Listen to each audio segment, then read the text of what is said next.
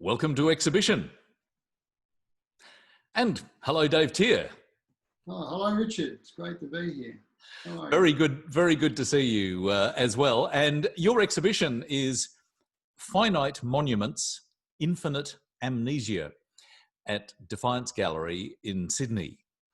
And I think the first thing we need to say is that when one walks into the exhibition, it is an extraordinary presentation of your works in the gallery. It creates virtually an entire environment.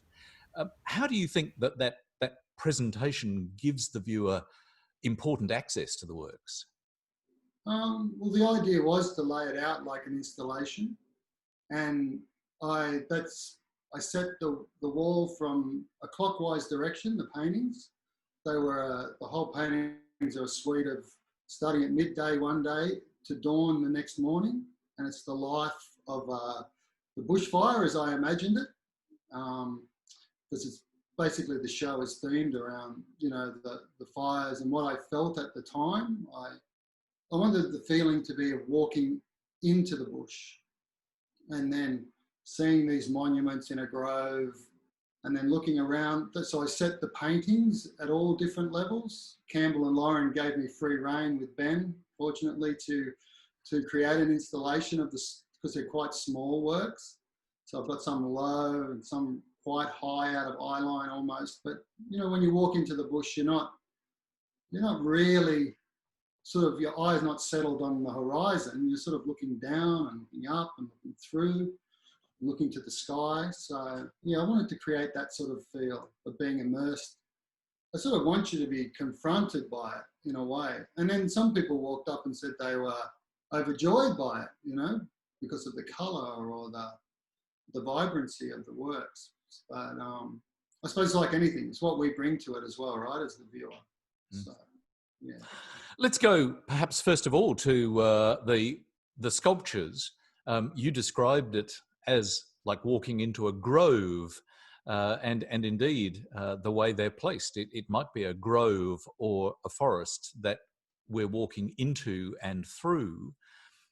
But what of the individual sculptures? What are we looking at in each of those individual pieces? Well, they are, as what the title says, a monument in a way. And the monument can be not so much to the fire, but what remains after the fire, or what is the result of the fire, or even what is to come after the fire. Like it can represent they're quite tortured, some of the gold leafed elements on the top. Well, but sometimes they're quite heroic as well, because when I was thinking of the show, I was always being struck by the sacrifice, Rainer Hoff's sacrifice at the War Memorial in Hyde Park. That really impacted me, that work. Ever since a child, I couldn't get it out of my head. I didn't reference it, and I didn't go back and visit it. I probably haven't seen it for 10 years, but I know it's just in my mind's eye. So I wanted to do that, yeah. And the spirit of it in some way is intrinsic to many of these sculptural works. Yes, absolutely. Like they're little hero pieces in a way, but unfortunately, like the other part is the infinite amnesia, like the mistakes we keep stumbling over, or the forgetfulness that we seem to have, whether it's deliberate amnesia or whether it's just, maybe it's just inherent in human nature that we want to move on and we want to forget and we don't want to look at the tragic all the time. Or, the bushfires are still obviously etched in every Australian's mind. They could not be, Let's go to the practicality of those sculptural works, first of all. They're described as mixed media, but what are we actually physically looking at? What are the components that you have used to build these very life-referencing forms? Yes, well, a lot of the material has been reclaimed, so I've tried to use reclaimed stuff. I had a friend, this is the first exhibition that I've actually got someone else to fabricate things for me. So I had a friend who's a carpenter, and she fabricated the plinths for me, which are an integral part of the sculpture. The plinth and the work that sits on top are all one. They're they're meant to be read as one thing. So they're all attached. And then the gold leafing on the top, I had to get someone to do that because I don't have any knowledge of that. But, so that's the exterior in a way. And then the armature is a stainless armature with some found foam that I reclaimed from a job. And it's just that expanding foam. And I spiked it and glued it. And I thought it made this, crazy edge tower in the end. And then on top of that, I've made an armature of sticks from the farm. I make a habit now of picking up sticks from the trees from my parents' farm that my grandfather planted, because well, it's just personally, like, we had a great attachment, my grandfather and I. When he passed, it was his legacy is the trees on our farm, really, for me, the living legacy in that way. So yeah, so I use those, and then I've been collecting since Clementine was born, our clean plastic waste. So I wash it and bag it up, and then I wrap it in tape and I paper mache it. And then I've attached that to the stainless armature. And then I've used sand and bondcrete and charcoal from a fire on the farm, because my grandfather lived to 99. So, and he lived on the farm with mum and dad after my grandmother passed. So he lasted, I think, 21 years after my grandmother passed. My grandfather was with us. So, and originally being a farmer, that was the natural place for him to come, was to come and live on the farm with us. So we had, every year for his birthday, anyway, sorry, the long story is that we'd have a fire. And then for this one reason, I don't know why, but after this one fire, I collected all the charcoal. And I've used that charcoal in these works. And I didn't know, but that was our last fire with him when he was 99. But I suppose when you're 99, every fire could be your last one. So I don't know.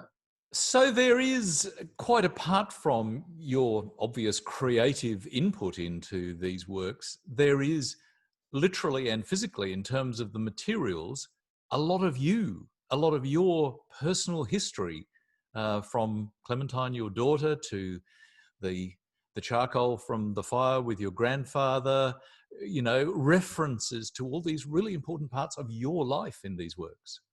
Oh no, absolutely. That's what I think I've come to know, that I've always, in some ways, well, yeah, I've always tried to imbue a little bit of myself into the work. Like, I think, can't speak for every artist, but I'm sure that, you can't make something or create something without yourself being in it. And I've almost deliberately gone out of my way, but to find things that are, within me and that are manifest in the physical world that I can use, to make a physical work. Yes. Let's move sideways for a moment now in terms of the two-dimensional works, the more conventional paintings on the walls, if you like, although, as you say, they're very much a part of the total installation. Again, choice of materials, acrylic and spray paint largely. How did you come to choose those materials for these works? I was actually given some cans ages ago of spray paint. I'd never used it before, and I thought, well, now's the time to use it. I think I'm really fascinated by stencil art and what people can do with a spray can, and I thought, I'm just going to have a dig at it. And they're only small, so I wasn't thinking that I'm not trying to make a grand statement with this one little work, but actually when they started to appear in front of me with the, I was pleased with the results. So I thought, well, maybe it's worth showing, and then they came in a flurry. The work came in a flurry. There seem to be 3 or maybe 4 broad motif themes in the paintings on the walls. There seem to be some small ones that are just more generally structured. There seem to be some which have a central, almost cell-like element to them. There are those that have yellow, perhaps pollen-like grids. And then there are a group of larger works all hanging together on one wall, which I believe seem to reference the sculptures themselves. Can you take us through those different motifs and the structures on the two-dimensional works? Yes, well, definitely those four big works in the show up against the back wall, they're a direct reference to the sculptures. So I tipped the sculpture on its end, and then I drew the shape as best I could onto and then just kept reworking them. So some of those large works are partially hand painted and then partially spray painted. So, but yes, they are definitely, those dark forms are a direct reference to the top of four of those sculptures. Part of what I was getting at with those apparent groupings of different types of motifs is that it does seem to extend that perhaps even biological connection. It's like one species of plant and then another species of tree. You know, each of those different groups of works have very strong similarities, but they're actually quite different to each other, as different species are in a forest, perhaps. Yeah, absolutely. I wanted the idea of walking into the bush and feeling the texture of the bush and finding the shapes of the bush. And sometimes I look at those paintings and I'm thinking, am I walking through? Am I looking down? Like some of those darker shapes, they could be the hollow of a tree. Like they could be for me, they could be a scar tree where a coolerman has been pulled off or something, or they could be a hollow of a tree and then the inside of the tree is on fire. I just wanted to bring a sense of in and out and up and down and all around. I just wanted you to be surrounded by the bush, and I wanted you to feel the intensity of what was happening even though it's on a small scale. You mentioned a little earlier that the way in which the works are exhibited around the walls is actually on a time scale of moving through, a day and a night and a period of time. And I'm assuming that the titles of many of the works reflect that. Some of the titles are Just After Dawn, or Just Before Midnight, or Into the Next Day. Can you explain a little more that time scale for the exhibition works? Well, I think I was looking at the palettes of the works as well. Like I was thinking of the titles as I was going along, and I wanted to create a timeline, even though I'm really bad at time. My reference to fire is we had a big fire go through our area when I was a child, and I was moved by that, but I was excited by it because it was a child's view of the fire. When I'm on reflection as a 50-year-old man and I'm watching Australia burn, or the east coast of Australia burn, I'm really moved to almost tears by it, and you have to admit there was a little bit of despair or whatever, because you go, what can you do? You're relying on all these heroes, these people, everyday people out there risking everything to do, so their knowledge and my idea of it, completely different eyes, but you just feel like you need to respond, right? So. And can we go to the response that you've made with the paints that you've chosen in these works? And as you mentioned earlier, a lot of them are very bright colours, perhaps even almost fluoro colours. Why, for the process of a burning of a forest, have you gone for colours of this sort? Well, I think that's part of my unreal perception of it, because I'm not there. So that fluoro is an unreal colour in a way. And then when I see it, I'm seeing it on a screen, on a television, right? Or I'm on those back wall pieces, the ones with the yellow dots, they're an ember attack, but they're created by laying drilling holes in a pegboard and then laying the pegboard over the painted work and then putting this grid basically over the top of the painting. And then they're done with these fluoro and metallic yellows and golds. So again, it's about the artificial nature of my response to something very real and very visceral that I felt. So I think I'm not trying to replicate the fire. I'm just trying to give a human response to it in a way. So, if Yeah. each of these, or if these works in their different types are almost like an entire phenomenon, so as you say, the yellow spotted ones are perhaps an ember attack, and other ones have different ingredients. Do you see them as individual works, or are they almost like a hive mind of the experience? I like to think of them as a one body of work. Uh, the realization is that no one's going to come in and buy the whole lot, right? Or collect Well, the I don't whole know. lot. Fingers crossed. Campbell would be very happy. So would I suppose, you know. But it's like when I was making, I was thinking an installation. I was thinking of an experience, not just. But they do work as individual works. You could take one and isolate it, and I still think it would be evocative of what I was aiming at. But it would be that snapshot of that time period. Like you can look at the palette, you can go, yeah, that's why that one is dawn, because there's some of the blue is just like that beautiful blue you get just as the sun is hitting the horizon. And the red it could be the sun, or it could be the fire, or it just could be the promise of a new day. You know, it has a lot of different, it has a lot of different meanings for me.